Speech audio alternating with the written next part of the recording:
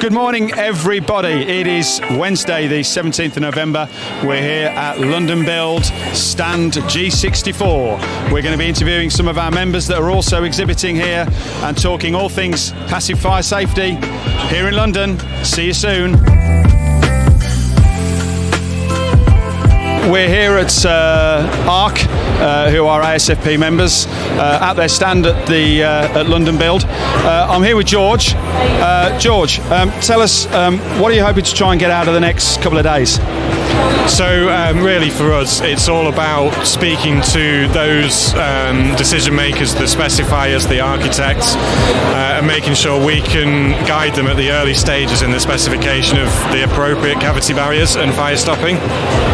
Well, our main target audience really is architects, building engineers, fire engineers, and ultimately contractors as well. An event like this, which is a general construction show, obviously there's a bit more fire-related manufacturers and related services in there, like the ASFP. So yeah, it's about getting in front of those people that can influence maybe design, so architects, and I'm aware that there's more architects here than maybe at a general fire type show. So yeah, it's just talking to the people that we can educate a little bit more about fire curtains and smoke curtains, and maybe get them interested in doing a CPD with us.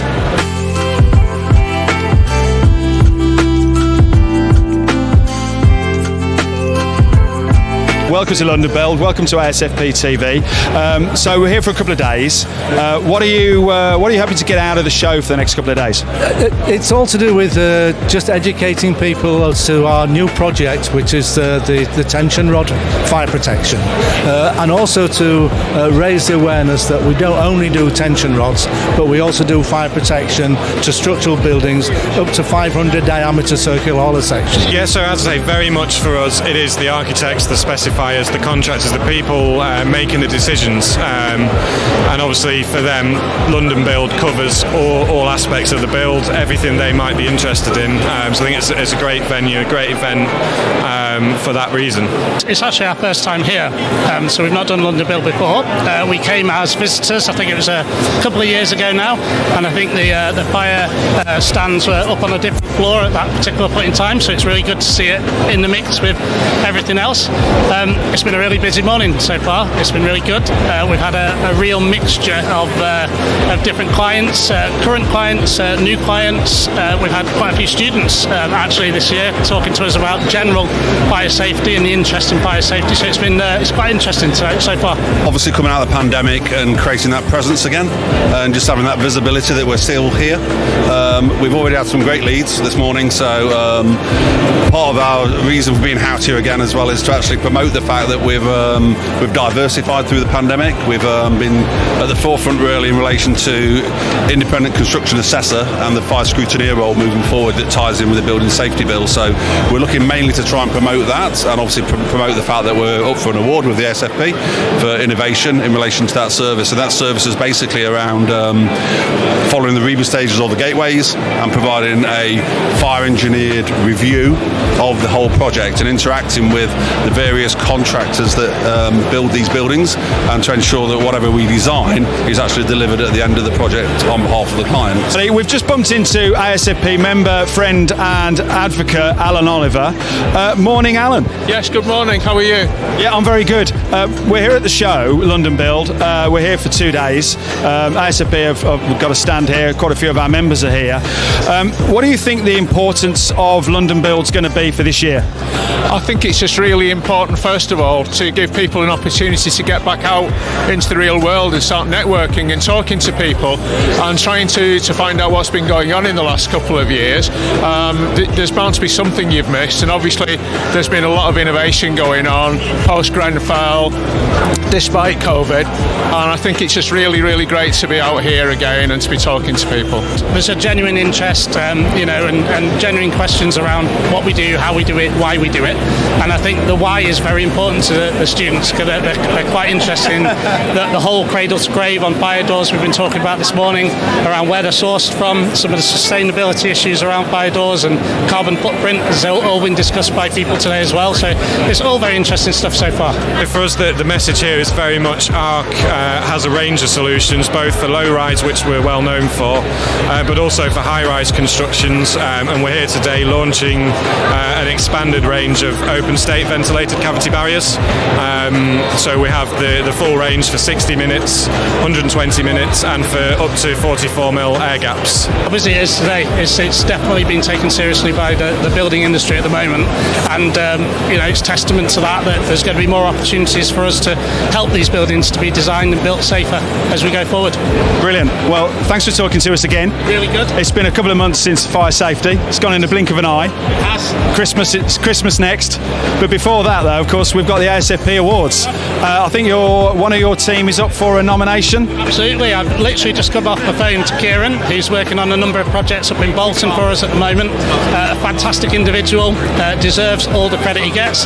He knew nothing of his nomination, so he's delighted / nervous about being nominated, but testament to his hard work. He's grown through the ranks in our business terrifically well, and he's an asset to our business. So, look, brilliant to be nominated. That's all I can say. You mentioned the Innovation Award, so you have been nominated for an ASFP Award, which is next week. Yep. Next Friday, the 26th, in Manchester.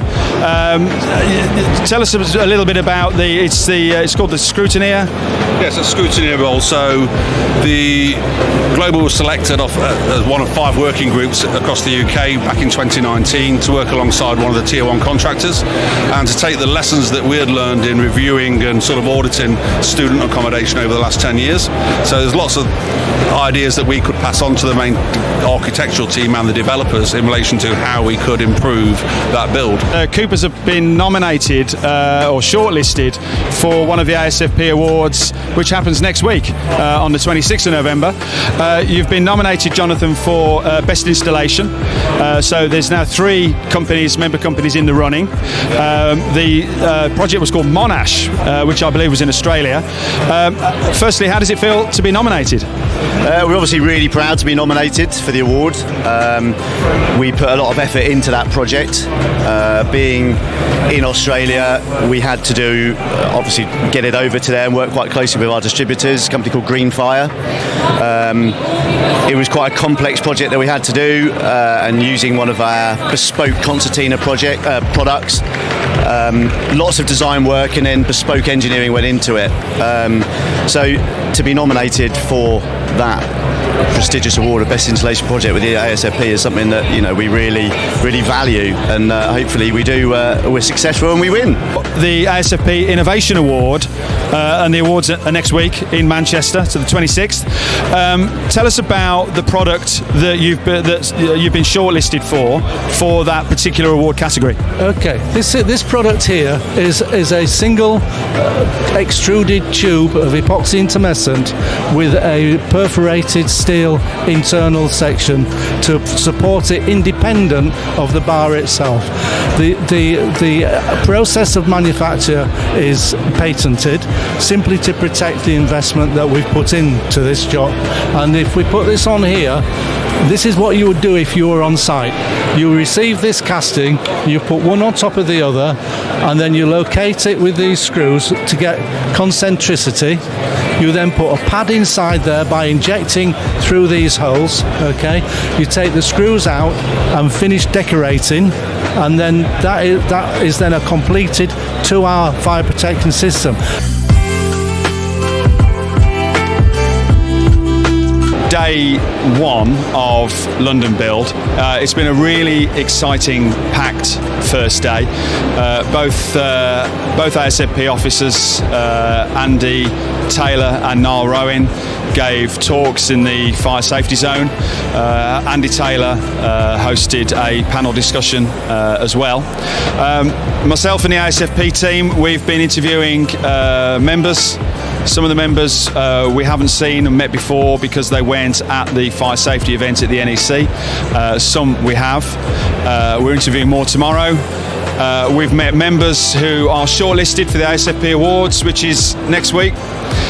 So they're really proud and happy to be nominated for the awards, and we had a few chats with them.